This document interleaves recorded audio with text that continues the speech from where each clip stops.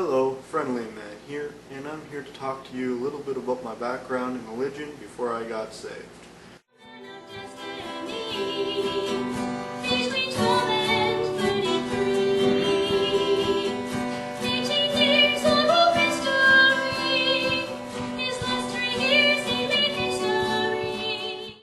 When I was a small boy, I went to an Anglican church with my mom. She was the Anglican in the family. My dad was a Roman Catholic, and he went to Roman Catholic services, and I went with him once, and I didn't really understand the Roman Catholics.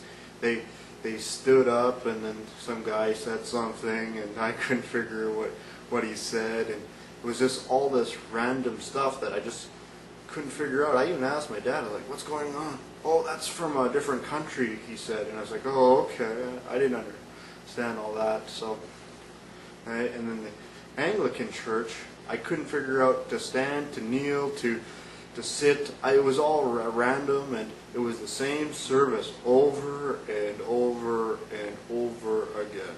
It just bored me to tears. When I was 19 years old, I started going back to the church, but I went back to the Anglican Church, and so I was supposed to get confirmed. I never got confirmed when I was growing up. I always tried to try to figure out what God was all about. And so I met this pastor, and this pastor was trying to get me confirmed, and I was supposed to even meet the bishop. But because of weather and because of the distance between our two houses, he couldn't really get to me very much. We did meet around 5 times, but I still didn't understand what Anglicans were all about because of what was happening and stuff like that. And so then I moved off to the big city, start living my life and, going to work and start going to school. But when I was working out, I had a gym membership, and I was going to head off to the gym that one day. I decided to go by this abandoned school. When I got closer to the abandoned school, I noticed my friends there. So I started walking up to my friends and I said, what are you guys doing here? They told me this was their church. And I was like, this is your church? It looks like an abandoned school. Oh yeah, we have services here. And I said, okay. So I went there, and I didn't like what they were teaching. I only showed up 2 times, and then I left. So I kept on living my life, and one day I went to a grocery store, and I met my tournament director for chess. And he came up to me after I was done buying groceries, and he says, I'll give you a ride home if you like. I said, yeah, sure, I'll take a ride from you. So I got into his vehicle, and he says, listen, I am very late for church. Okay? I can give you a ride home right now, or we can both go together to church. What would you rather do? I said, take me to church. So me and him, we went off to church. Okay?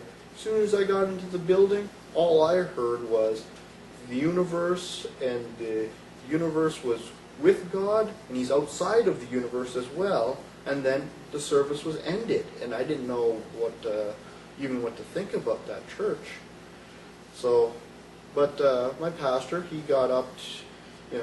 I got up in front of the service there, like I'm in the front pews, and he sat me down when everyone was gone, and he took the Bible right here, took the Bible, and he tried to lead me to Christ, and I didn't know what the church was all about, so I just kind of told him, listen, I'll stop going if I start hearing things I don't like. Okay? So I kept on going and going and going for 5 months. The pastor was preaching on every problem I had in my life. Like, I almost thought he was following me around at one point. I know he wasn't, but I understand coincidences. But I just thought it was just kind of strange because it was exactly the same thing. The pulpit was like all these problems I had that was just coming out. I was even starting taking notes, like, wow, that's pretty good. I'm going to take that note. So, but after 5 months, I came up pastor was starting to question some stuff that I had in my mind, like at the Last Supper. And I just couldn't figure out, why didn't Jesus leave after he knew that he was going to get betrayed? Here, I'm going to read you of where it is in the Bible. Okay, I'm going to read you the passage of Luke 22:21. So if you have a King James Bible, go and read it.